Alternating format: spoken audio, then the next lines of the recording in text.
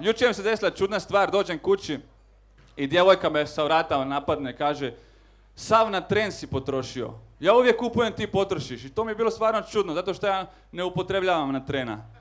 I nemam djevojke. Stvarno čudno. Ali imao sam dugo vremena, godinama i bilo je super. Prvi mjesec. Onda je počelo one tipične ženske,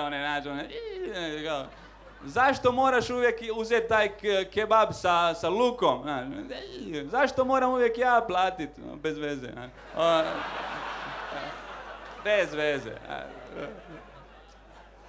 Ali bila je direktna, to mi se sviđa kod cura kad su direktne. Prvi put kad smo vodili ljubav, stara škola kao vodili ljubav. Da, ja sam je direktno pitao, rekao, ajde reci mi kakav sam u krevetu, znaš. I ona mi je direktno odgovorila, rekla u krevetu, ko životinja. Rekao, ozbiljno, kaže, da, smrdiš.